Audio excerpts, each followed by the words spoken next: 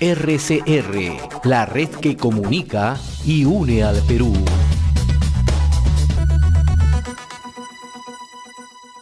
Lo anunciado, ya se encuentra con nosotros en estudios centrales de RCR, Red de Comunicación Regional, el doctor Abel Salinas. En su momento ha sido ministro de Salud, especialista en política de salud pública. Como siempre, le agradezco la amabilidad de compartir esta invitación. Con todo gusto, José, siempre es un placer. Y además un saludo, porque sé que a nivel nacional la audiencia es muy alta, eso lo cual es muy bueno, porque creo que hay que informar también a aquellas poblaciones que aparentemente no están cercanas a la capital. No, y con el lenguaje sencillo que usted lo hace, creo que nos ayuda y es un valor agregado justamente a la invitación.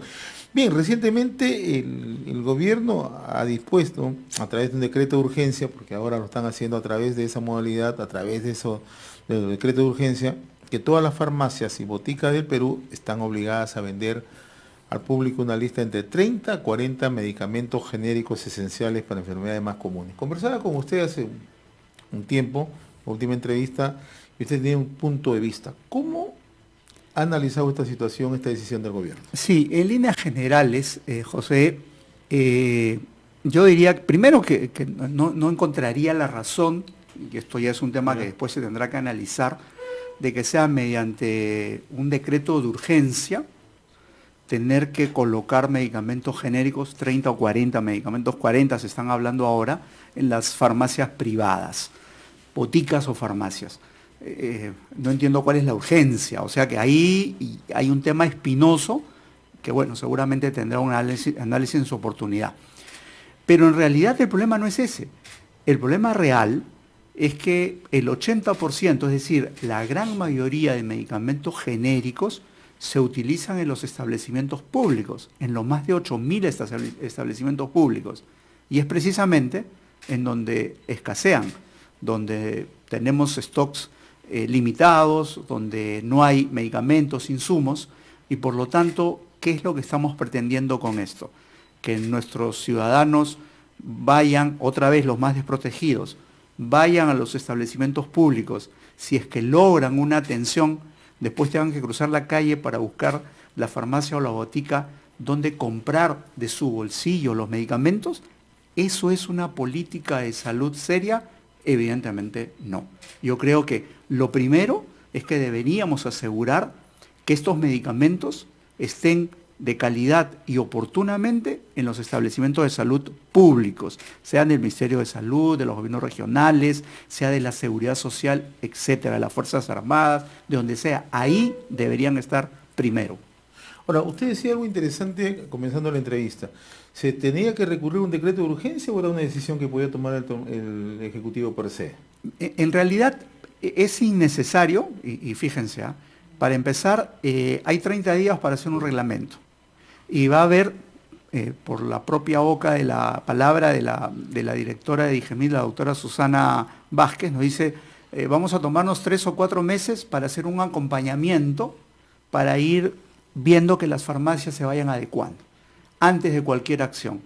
Para eso ya vamos a estar con un nuevo Congreso. En consecuencia, ¿y qué vamos a haber avanzado? Realmente nada, porque con 30 o 40 medicamentos, realmente no solucionamos prácticamente nada del problema del abastecimiento de medicamentos. Es decir, vamos a gastar esfuerzos, peor aún, ¿será posible que Digemid, como está ahora, sea capaz de acompañar estas 15.000 farmacias a nivel nacional para ver y adecuarlos a que cumplan con este requerimiento? ¿Cuánto vamos a gastar en eso? ¿Vale la pena el esfuerzo para el resultado que vamos a obtener? Desde luego que no. En consecuencia, yo veo que ha sido un paso muy delicado el haber avanzado en esto. Entiendo que el presidente del Consejo de Ministros lo ha anunciado, el propio presidente Vizcarra, y yo creo que ha faltado que tengan el asesoramiento correcto. Anoche escuchaba en una entrevista en algún medio, inclusive a la ministra del sector del ambiente, y anunciando este tema de medicamentos genéricos y de telemedicina, por ejemplo, como para subsanar algunos problemas, que no ponían sino en evidencia la improvisación con la que se está trabajando. Y yo creo que el tema de salud los ciudadanos de a pie, los que más necesitan, no se merecen una cosa de este tipo. Y por eso, José, disculpa que me extienda en la respuesta, me interesó mucho leer ayer a la joven ministra de Economía, hablando de, primero, diciendo que los peruanos, el problema es que los peruanos no somos iguales, o por lo menos todavía existe esa percepción, y eso significa desigualdad e inequidad. Y claro, ¿cómo no va a haber inequidad si no tenemos educación pública adecuada, si no tenemos servicios de salud adecuados públicos, si no tenemos trabajo formal, donde el trabajador informal y este tipo de cosas de educación, de salud y de trabajo, además de inseguridad, no significan pues un ciudadano desvalido sin derecho a nada? Estas personas, más del 70% de los peruanos informales, entonces no tienen derecho a vacaciones, a descansos, a gratificaciones, etcétera, etcétera, etcétera. Entonces, interesante cuando ella dice, no nos da tiempo para mucho, pero por lo menos para dejar algunas líneas de base. Y yo creo que esa es una reflexión que deberían tomarla en cuenta el propio presidente del Congreso de Ministros, del Consejo de Ministros. Me parece que no ha hecho lectura de esta parte. Y yo creo que ese debería ser el mensaje para reflexionar un poco. Ahora, es un apunte interesante, ¿no? Porque también entre las otras propuestas que se han lanzado es el aseguramiento de 4 millones de personas, lo cual a muchos de a primera vista le parece una propuesta interesante, le parece una propuesta equitativa, pero ¿cómo lo hacemos? Así es, José, o sea, ¿qué más quisiéramos que todos los peruanos tuvieran algún tipo de seguro y que pudieran atenderse? Pero el objetivo no es ese. Nosotros tenemos 10 millones de asegurados en la seguridad social y solo acuden la tercera parte. 2/3 partes van a otro sitio, privados, CISOL, o a las farmacias, etc. De los 17 millones de afiliados en el SIS, tampoco acuden. Y porque no hay citas, porque tienen que hacer colas, porque no hay medicamentos, no hay insumos y terminan en otros lados o, lamentablemente, complicando su enfermedad.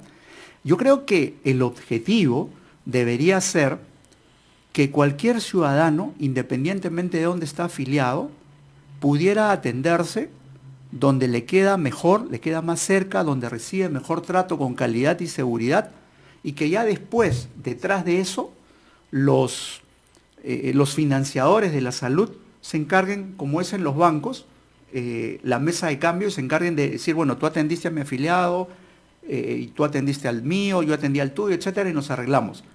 Pero para eso es necesario ponernos de acuerdo, por ejemplo, en la gestión del financiamiento. Si no nos ponemos de acuerdo en cuánto vamos a pagar por una atención, por una prestación, así sea mínima, y eso no nos podemos poner de acuerdo solo de buena voluntad, sino que hay que gestionarlo en forma única.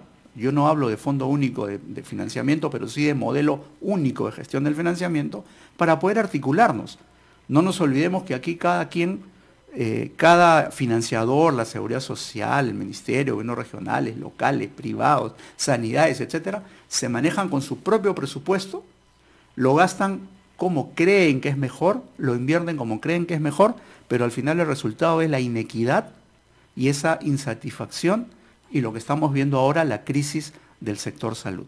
En consecuencia, yo creo que una mirada mucho más racional y otra vez en coincidencia con establecer líneas de base, es ver cómo hacemos para articular nuestros sistemas de salud para que el objetivo no sea pues decir, oiga, vamos a afiliar a 4,5 millones. Ya la propia ministra de Economía dijo, bueno, sí, pues realmente lo vamos a pensar, eso no está decidido, porque es evidente que no es posible hacerlo. La intención puede ser buena, pero el camino está lleno de buenas intenciones y hay que plasmarlas y decir cómo lo vamos a hacer. Sino que nos lo digan las personas que acuden a los hospitales, que son los que tienen que hacer filas, colas, mendigar atenciones en las emergencias. Entonces, que no tienen medicamentos, que no tienen insumos. Entonces, no hay infraestructura. Así se puede planear, decir, voy a incorporar 4 millones más. Hay un tema interesante que usted cita al final, ¿no? El tema de gestión. Uh-huh. O sea, el gobierno, acabamos de recibir unas cifras hace 2 o 3 días, ¿no? El gasto público, en realidad estamos estancados, no tenemos capacidad de gestión, ¿no? Y esto va por la siguiente pregunta. La infraestructura en los centros hospitalarios, en los hospitales a nivel nacional. ¿Cómo estamos en este momento? Sí, realmente tenemos grandes deficiencias en la infraestructura, en equipamiento y naturalmente en la propia infraestructura, además del recurso humano, etc. Y yo creo que no se trata de hacer grandes hospitales. Es cierto que los hospitales emblemáticos grandes, que dicho sea de paso están en riesgo ante cualquier movimiento sísmico de mediana o mayor intensidad, y en Lima inclusive, el Hospital Cayetano Heredia, el Hospital San Bartolomé, el Hospital María Auxiliadora, etcétera, sufrirían daños severos y probablemente no podrían atender y habría muchas muertes si es que ocurre un sismo. Bueno, yo creo que debemos empezar por eso. Yo creo que hay un plan para tratar de recuperarlos en la manera posible para hacerlos sostenibles en este tiempo, y algunos habrá que hacerlos nuevos. Pero fundamentalmente mejorar el primer nivel de atención también en infraestructura, pero no solamente decir ya tengo una posta, no solamente ir a inaugurar 4 paredes, sino que exista lo básico para poder brindar una atención que, si bien es cierto, no se requiere de gran equipamiento, se requiere de algunas cosas para poder atender a la población. Eso es lo que necesitamos. Lamentablemente crecemos en eso desordenadamente. Cada gobernador regional o cada alcalde quiere tener un Hacemos hospital. el gran hospital, pero en el primer nivel lo descuidamos, ¿no?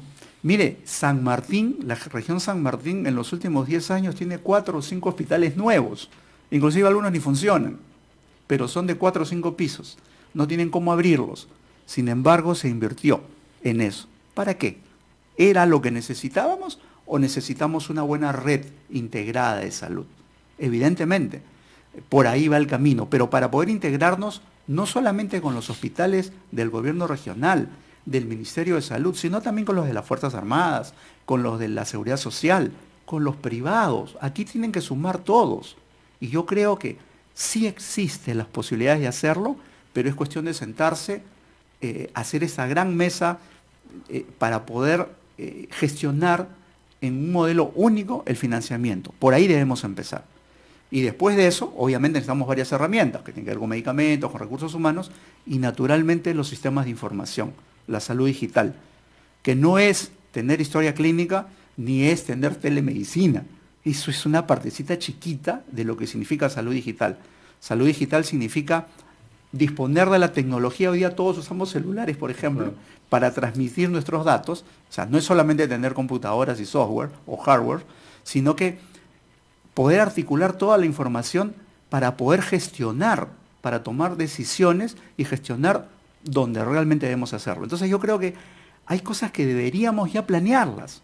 Ya deberíamos decir esto es lo que vamos a hacer. Y no estar pues diciendo medidas pues que, si bien es cierto, todo el mundo puede estar entusiasmado ahora, que bueno, vamos a tener seguro, vamos a tener medicamentos baratos, etcétera, sin pensar que eso crea expectativas en el ciudadano que después les pasa la factura. Cuando la gente se dé cuenta que eso no es la solución y que quedan demandas insatisfechas, vamos a abonar más en el conflicto social. Y eso es algo que a mí me preocupa sobremanera. Eso me parece que no es suficientemente responsable. Estamos creando un caldo de cultivo que pudiera pasarnos la factura gravemente, y lo estamos viendo en la región de las Américas también. Entonces, cuidado con lo que estamos haciendo. Ahora, el caso chileno nuevamente pone en el tapete una serie de temas en agenda, entre ellos el tema salud, ¿no? ¿La salud en el Perú sigue siendo cara? La salud en el Perú sigue siendo cara y tiene un problema serio.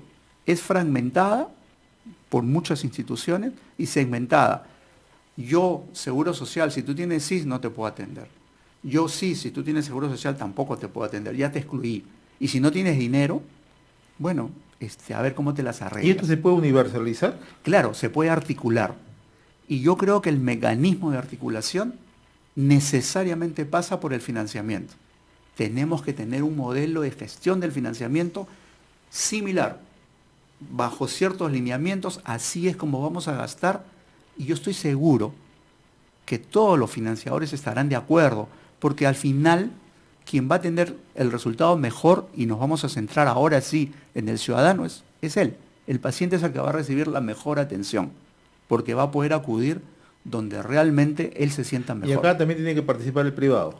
Pero desde luego que sí, el privado no debería estar excluido. Lo que pasa es que hay una suerte de ideología que ahora nos está invadiendo, y que hay que asegurar a todos porque no hay que darle chance a los privados. Hay que ver el medicamento genérico en la farmacia porque se están llenando de dinero. Cuando en realidad yo creo que ese es un pensamiento que debemos erradicar de nuestras mentes y más bien, oye, hay que sumarlos. ¿Cómo ingresas en esto? Miren, compare 2 hospitales en Lima solamente. Tiene el Instituto de Salud del Niño de San Borja y tiene el Instituto de Salud del Niño de Breña. El de Breña es absolutamente público. Sí. El de San Borja es una asociación público-privada. Ahí la dirección se encarga de administrar los horarios, un poco de recursos, pero todo el mantenimiento. Un ejemplo, se malogra un foco de un tomógrafo, en el hospital de Breña se puede demorar meses o años, o como el hospital Loaiza, que tiene 3 o 4 años sin tomógrafo, el hospital Loaiza, mientras que el Instituto Nacional de Salud del Niño de San Borja, si no lo arreglan para esa tarde, lo arreglan para el día siguiente. Así de diferentes. Entonces, ¿hay que hacerlo o no? Es una alternativa, sí, hay que saber regularlo, desde luego. Las asociaciones público-privadas hay que saber regularlas, pero ahí tenemos ejemplos claros de participación de los privados. Igual, nos hace falta camas de hospitalización. Miren, curiosamente en Lima tenemos más camas de hospitalización privadas que públicas. Y sin embargo la gente está en los pasillos, en los hospitales, en las sillas de ruedas, o en las banquitas, o en las camillas, esperando ser hospitalizados.